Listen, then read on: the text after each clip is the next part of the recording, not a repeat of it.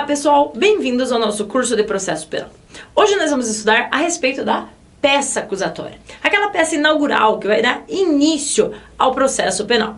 Bora lá então? Primeira coisa é tratar de peça acusatória, a gente precisa fazer uma diferenciação entre denúncia e queixa-crime. Quando que eu uso o termo denúncia? Quando que eu uso o termo queixa-crime? Denúncia, gente, é usado para aquela peça inaugural em crimes de ação penal pública, incondicionada ou condicionada. Por sua vez, a queixa-crime será a peça inaugural dos crimes de ação penal privada. Então, a denúncia eu uso para crimes de ação penal pública, incondicionada ou condicionada, e a queixa-crime eu uso para os crimes de ação penal privada. Uma observação aqui que vocês devem fazer no seu material a respeito da queixa-crime é que eu posso ter queixa-crime dando início a um processo de crime de ação penal pública. Como assim, Magda? Lembra que a gente já trabalhou a respeito da inércia do Ministério Público? Que se o Ministério Público ele não agir nos prazos previstos em lei, não oferecer denúncia, de repente não postular pelo arquivamento, poderá o querelante, a vítima, o ofendido, o seu representante legal, se valer da queixa-crime para dar início ao processo, ainda que ele seja crime de ação penal pública, incondicionada ou condicionada. Aqui vai ser a chamada ação penal privada subsidiária da pública. Então, muita atenção que a gente pode ter a queixa-crime dando início a um processo de ação penal pública. Mas a regra é que a denúncia seja do crime de ação penal pública e a queixa o crime de ação penal privada. Ok? Essas duas peças aqui, gente, via de regra, elas devem ser apresentadas mediante petição escrita. Eu tenho que escrever essas peças aqui e, obrigatoriamente, claro, apresentadas na língua nacional. Então, via de regra, petição escrita e apresentada em língua nacional. Por que você está falando via de regra, Magda? Ora, porque no juizado especial criminal, segundo o artigo 77 lá da Lei 9.099, existe a possibilidade de oferecimento da denúncia ou da queixa de forma oral. Então, lá no juizado especial, segundo o que determina a Lei 9.099, eu posso oferecer uma denúncia ou uma queixa de forma oral e não de maneira escrita. Então, muita atenção com o juizado especial, faz lá uma estrelinha, um coração, que coração horrível, outra estrelinha, porque a gente merece essa atenção aqui a respeito dessa exceção, ok? Quais são os requisitos da peça acusatória? O que a minha peça acusatória ela deve conter para que o juiz receba ela e dê início ao processo penal? O artigo 41 do Código de Processo Penal diz que a denúncia ou a queixa, ela conterá a exposição do fato criminoso com todas as suas circunstâncias, a qualificação do acusado ou esclarecimentos pelos quais eu posso identificar esse acusado, a classificação do crime, quando necessário, e quando necessário, o rol das testemunhas. Então, essa denúncia, essa minha queixa, ela tem que conter a exposição do fato criminoso, qualificação do acusado, classificação do delito e, quando necessário ainda, o rol das testemunhas. Vamos estudar cada um deles de maneira separada? Bora lá então. Primeiro, exposição do fato criminoso com todas as suas circunstâncias. O Ministério Público ou querelante, ele deve narrar de maneira minuciosa tudo que aconteceu, todos os fatos que estejam envolvidos naquela prática delitiva e mencionar todas as circunstâncias que tenham ocorrido. Então, o Ministério Público querelante, ele deverá lá na inicial acusatória, na denúncia, na queixa, falar quem é o suposto autor do delito, onde aconteceu esse delito, quando aconteceu esse delito, como aconteceu esse delito e por que aconteceu esse delito aqui. Ministério Público querelante, então, eles têm que tentar responder essas 5 questões aqui na sua inicial acusatória. E por que isso? Por que é tão importante a exposição do fato criminoso com todas as suas circunstâncias? Ora, ainda prevalece que no processo penal, o acusado ele se defende dos fatos apresentados. Então ele precisa ter os fatos de maneira completa, para que ele possa exercer o seu direito à ampla defesa de forma plena. Para que ele possa se defender daquele processo de forma plena, para que eu não viole esse direito à ampla defesa do acusado. Então Então, por isso é bastante importante que a narrativa do fato ela venha de maneira minuciosa, para que eu propicie ao acusado essa possibilidade aqui da ampla defesa, ok?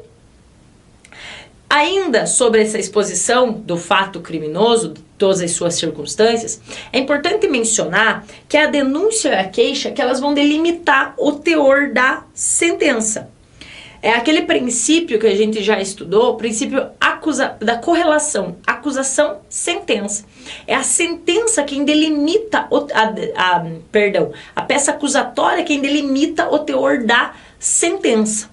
Eu não posso apresentar uma denúncia em relação a um crime de furto, por exemplo, e o juiz condenar esse sujeito pelo delito de roubo. Não há uma correlação aqui entre a denúncia ou entre a peça acusatória, vamos usar esse termo mais geral, e a sentença. Então, é a denúncia ou a queixa que vão delimitar esse teor aqui da sentença.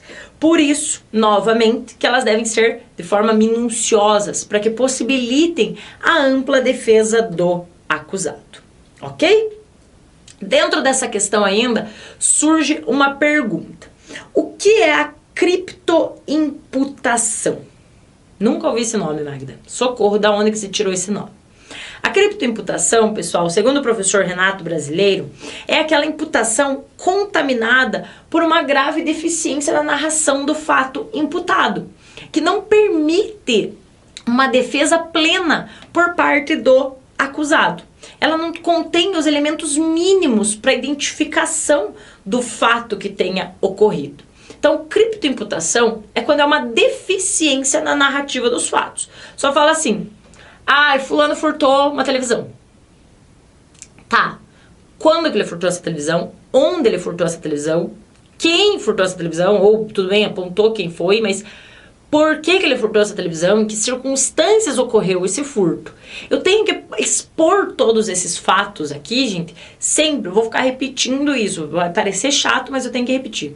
Para propiciar a ampla defesa do acusado. Então, a criptoimputação é uma deficiência na narrativa do fato lá na inicial acusatória, ok? Segundo requisito da nossa denúncia, da nossa queixa, é a qualificação do acusado. Ora, eu preciso apontar quem foi o autor daquele delito. Eu não posso colocar assim: alguém furtou uma televisão. Eu tenho que apontar quem é o sujeito passivo aqui dessa nossa relação processual penal. Eu preciso imputar alguém à prática daquele fato delitivo. Então eu tenho que qualificar o acusado, eu tenho que saber contra quem está sendo iniciado esse processo aqui, ok? O artigo 259 do CPP, ele ainda faz uma complementação a essa possibilidade, dizendo que a impossibilidade de identificação do acusado com seu verdadeiro nome ou outros qualitativos não retardará a ação penal. Aí, cuidado! Quando certa a identidade física, a qualquer tempo no curso do processo, do julgamento, da execução da sentença, se for descoberta a sua qualificação, far-se-á a retificação por termo nos autos, sem prejuízo da validade dos atos precedentes. O que isso aqui quer dizer? Quer dizer que, claro, se eu souber o nome e a qualificação do sujeito, eu vou colocar o nome e a qualificação.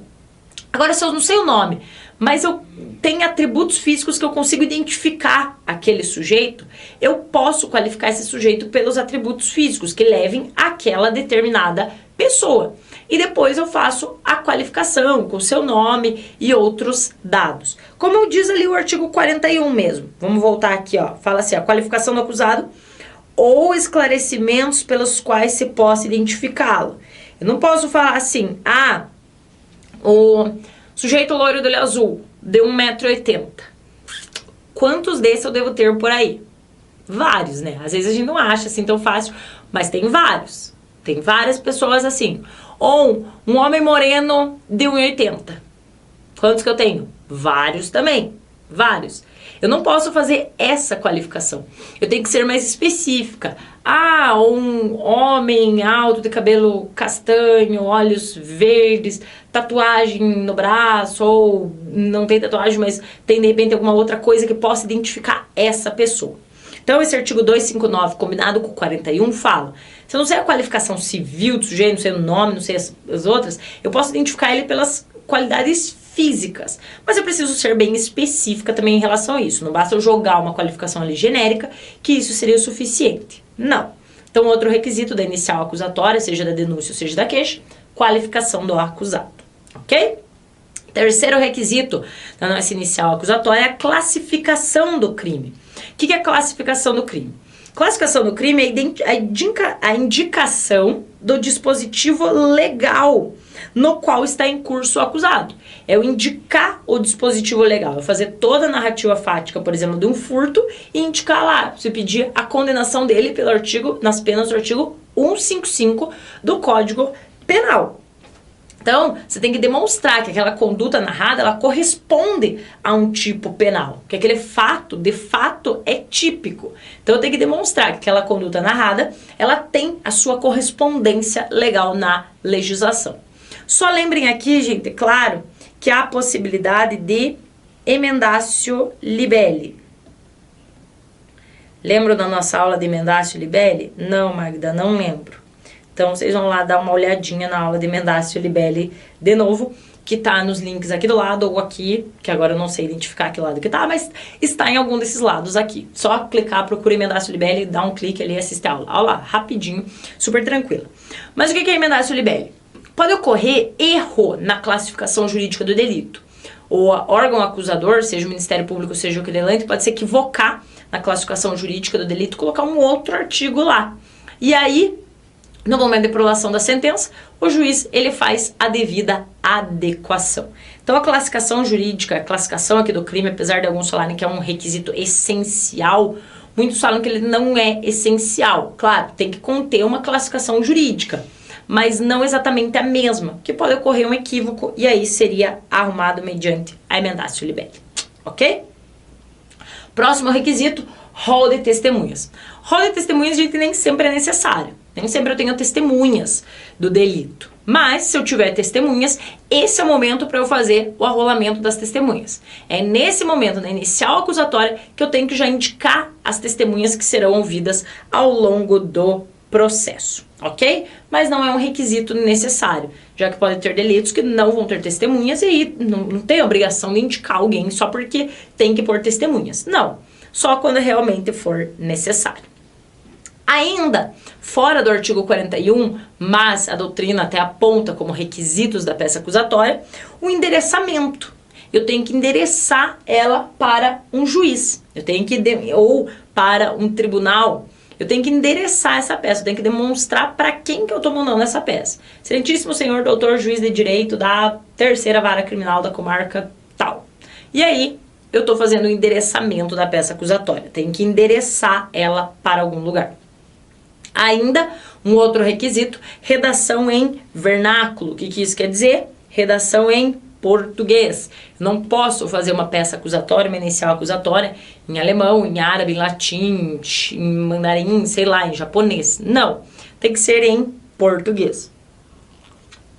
Ainda, essa peça acusatória, ela deve estar subscrita pelo MP ou pelo advogado querelante. É o órgão do Ministério Público quem vai assinar, o promotor de justiça quem vai assinar a denúncia, e o advogado do querelante quem vai assinar essa queixa-crime. Deve conter a assinatura deles ao final e a rúbrica em todas as páginas. Claro, hoje tratando de processo eletrônico, a assinatura é digital, mas deverá conter lá o nome ao final de quem está subscrevendo essa peça aqui, ok? Falando em queixa-crime, um dos requisitos aqui da queixa-crime, e aqui é específico da queixa-crime, é a procuração e o recolhimento de custas. Por que a procuração, Magda? Cuidado com isso aqui, gente.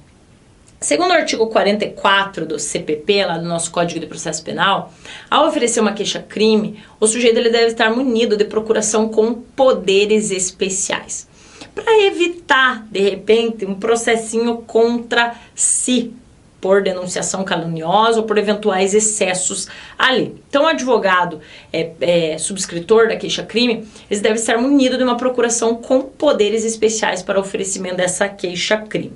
Então, diz o artigo 44, que a queixa poderá ser dada por procurador com poderes especiais, devendo constar do instrumento do mandato o nome do querelante e a menção do fato criminoso, salvo quando tais esclarecimentos dependerem de diligências que devem ser previamente requeridas no juízo criminal. E aí, sobre o recolhimento de custas, o artigo 806 diz que, salvo o caso do artigo 32, nas ações intentadas mediante queixa, nenhum ato ou diligência se realizará sem que seja depositado em cartório a importância das custas. Então, isso aqui é um requisito específico da queixa-crime. Procuração com poderes especiais e recolhimento de custas. Eu tenho que pagar para oferecer a queixa-crime, todo ato que for praticado aqui, eu tenho que fazer esse recolhimento das custas, ok? Então, esse é um requisito específico da queixa-crime. A queixa-crime, essa aqui é a procuração, por favor, marquem aqui com bastante atenção, faz estrelinha aí bonito, que essa é uma especificidade da queixa-crime, e sempre que caiu, isso aqui, principalmente segunda fase da OAB, quando pedem queixa-crime, você tem que fazer constar a procuração com poderes especiais, ok? Qual que é o prazo para o oferecimento da peça acusatória? Tenho prazo para oferecer minha peça acusatória ou não? E licença, pessoal. Vamos lá. Artigo 46 do Código de Processo Penal diz que o prazo para oferecimento da denúncia, estando o réu preso, será de 5 dias, contado da data em que o órgão do MP receber os autos do inquérito. E 15 dias se o réu estiver solto ou afiançado. E também aqui no mesmo caso. Então, para oferecimento da denúncia, o Ministério Público tem um prazo de 5 dias, quando ele receber os autos do inquérito ou peça de informação. Se o sujeito está preso, ele tem 5 dias para oferecer a denúncia e 15 dias se esse sujeito aqui estiver solto. Então, regra geral, prazo para oferecimento da denúncia, 5 dias preso, 15 dias solto. E a queixa-crime, Magda? A queixa-crime é o mesmo prazo? Não, gente. Cuidado. Artigo 38 do CPP diz que, salvo disposição em contrário, o ofendido ou seu representante legal decairá no direito de queixa ou de representação, se não o exercer dentro do prazo de 6 meses, contado o dia que vier a saber quem é o autor do crime, ou no caso do artigo 29, o dia que se esgotar o prazo para oferecimento da denúncia. Então, o sujeito, para oferecer a queixa-crime, ele tem um prazo de 6 meses a partir da data que ele tomou conhecimento de quem é o autor do delito. Soube, por exemplo, no dia 13 de novembro, quem é o autor do delito, a partir daquele dia, 13 de novembro, dá-se início ao prazo decadencial de 6 meses para oferecimento da queixa-crime. Então, muita atenção, que a queixa-crime ela tem um prazo de 6 meses para ser apresentada em juízo. Eventual instauração de inquérito policial aqui para apurar um delito de ação penal privada não interrompe esse prazo. Esse prazo é decadencial, ele não está sujeito a suspensão e nem interrupção. Então, muito cuidado isso aqui, você tem 6 meses para oferecer a queixa-crime em juízo. Isso também está na nossa aula de ação penal privada, que a gente trabalhou bem bonitinho, toda ação penal privada, que também deve estar aqui nos links pelo lado. Mas tem os 6 meses da data de conhecimento da autoria para ingressar com a queixa-crime em juízo, ok? Cuidado, gente, com a disposição em legislação especial. A gente tem outros prazos previstos aí em leis apartadas. E aqui a gente trouxe algumas como exemplo para vocês. Primeira delas, Lei de Drogas, Lei 11.343 de 2006, o artigo 54. Diz que, recebido em juízo os autos do inquérito policial, de comissão parlamentar de inquérito ou peça de informação, dar-se à vista ao Ministério Público para, no prazo de 10 dias, adotar uma das seguintes providências. Inciso 3, oferecer denúncia, arrolar até 5 testemunhas e requerer as demais provas que entender pertinente. Então, lá na Lei de Drogas, lá segundo o artigo 54, o Ministério Público tem o prazo de 10 dias para oferecimento da denúncia. E aqui não importa se é réu preso ou réu solto, é 10 dias para os dois. Então, cuidado que já é diferente dos prazos lá do CPP. No CPP, 5 e 15, 5 preso, 15 solto. Na Lei de Drogas, 10 dias. Também na Lei de Crimes contra a Economia Popular, Lei 1521 de 51, artigo 10, parágrafo 2º, diz que o prazo para oferecimento da denúncia será de 2 dias, esteja preso ou não o acusado. A lei de abuso de autoridade, lei 4898 de 65, no seu artigo 13, diz que apresentado ao Ministério Público a representação da vítima, aquele no prazo de 48 horas denunciará o réu, desde que o fato narrado constitua abuso de autoridade, requererá ao juiz a sua citação e bem assim a designação da audiência de instrução e julgamento. Então cuidado que o prazo é de 48 horas para o oferecimento da denúncia, ok? Então, claro, tem outras leis que prevêem prazos diferentes, mas essas aqui são as que acabam mais aparecendo, são as mais comuns, então a gente traz aqui para vocês. Mas, quando a gente for estudar legislação especial, isso aqui também vai ser tratado de uma forma totalmente mais, como que eu posso usar aqui? Uma forma mais... Esqueci o termo para usar aqui, mas a gente vai ver com mais calma todos esses prazos aqui quando a gente tratar das legislações especiais, ok? Mas só para saber que o prazo ele não é sempre 5 e 15, ele varia de acordo com a legislação, ok? Sobre a inércia do Ministério Público, já que a gente está falando em prazo, pode acontecer de perder esse prazo. E no caso de inércia do MP, se o Ministério Público não respeitar, por exemplo, aquele prazo de 5, 15 dias, ou ali da lei de drogas de 10 dias, o que pode acontecer no caso de inércia do Ministério Público? E aqui vem aquilo que a gente comentou no início da aula, sobre a ação penal privada subsidiária da pública, que é a possibilidade do sujeito ingressar com a queixa-crime num delito de ação penal pública.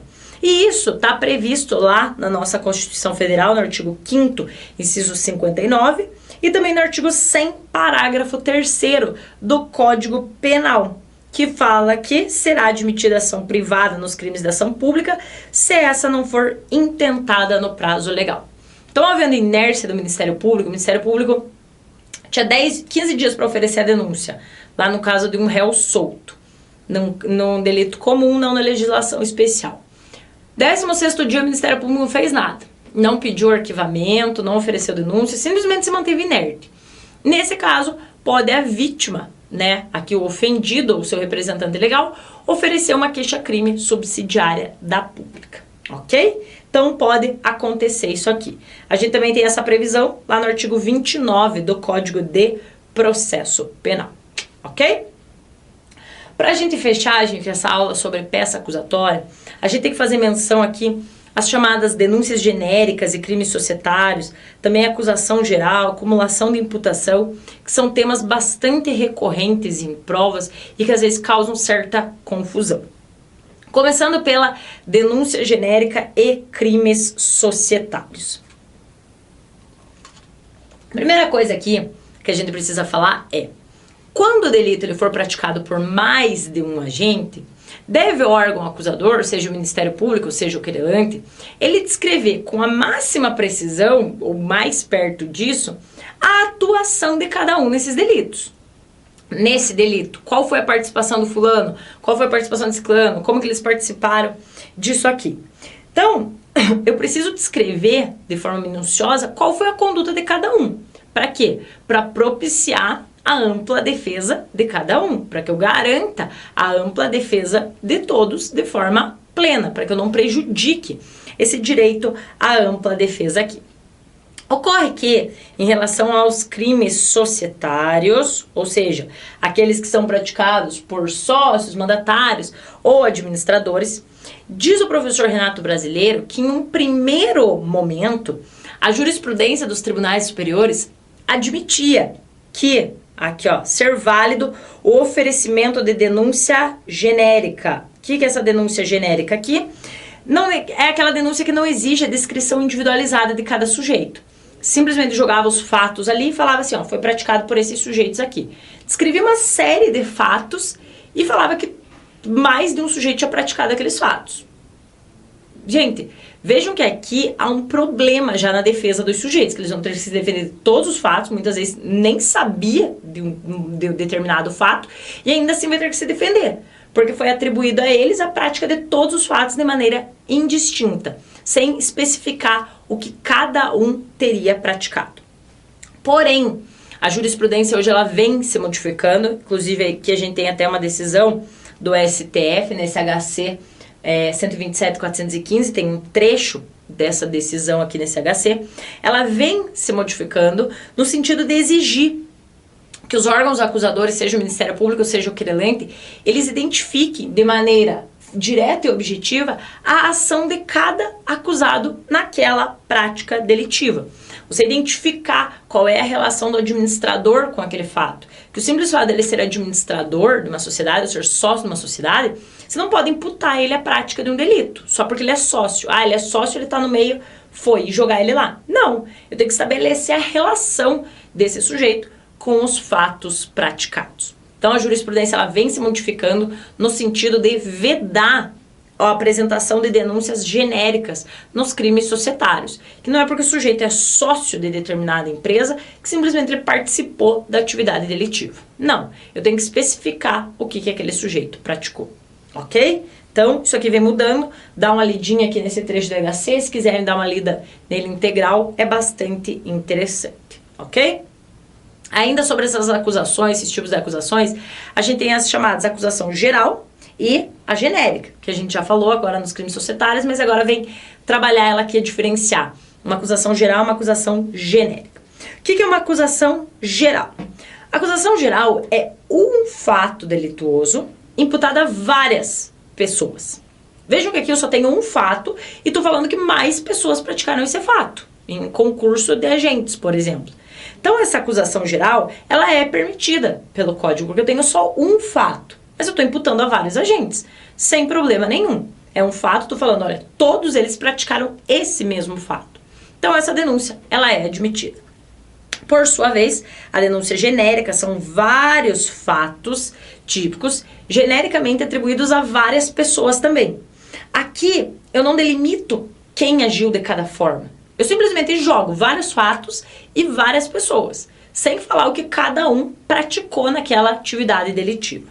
Essa aqui não é uma denúncia aceita, ela vem, exceção dos crimes societários, que ainda tem gente que admite, mas de modo geral, a denúncia genérica ela não é admitida, justamente porque ela vai ferir o princípio da ampla defesa. Não tenho como me defender se eu nem sei o que eu pratiquei aqui, se não está me relacionando com essa prática delitiva. Ok?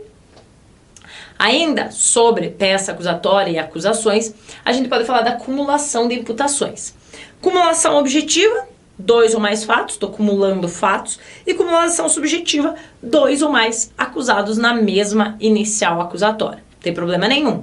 Uma peça acusatória ela pode conter mais de um fato que tenha ocorrido, assim como pode ocorrer de ter mais de um sujeito a sendo atribuída à prática delitiva. Ok? Ainda, cuidado com a chamada da imputação alternativa. O que é imputação alternativa? Na imputação alternativa, o órgão da acusação ele narra mais de uma conduta, mas se apenas uma foi praticada. Aí, não sabendo qual foi praticada, você pede a condenação por um ou pela outra. Por exemplo, você narra a ocorrência de uma lesão gravíssima e uma lesão corporal leve. Você não sabe o que aconteceu, você narra as duas. Aí você pede a condenação pela lesão gravíssima ou pela lesão leve. Gente, essa denúncia aqui, ela não é admitida. O sujeito ele não pode se defender de alguma coisa ou alguma coisa. Ele tem que se defender daquilo que o órgão da acusação de fato acredita que aconteceu. Então essa imputação alternativa, pedir a condenação por um delito ou pelo outro, se for o caso, não é admitida aqui, ok? Então, gente, sobre peça acusatória, era isso que eu tinha para falar para vocês. Espero que tenham gostado e bons estudos.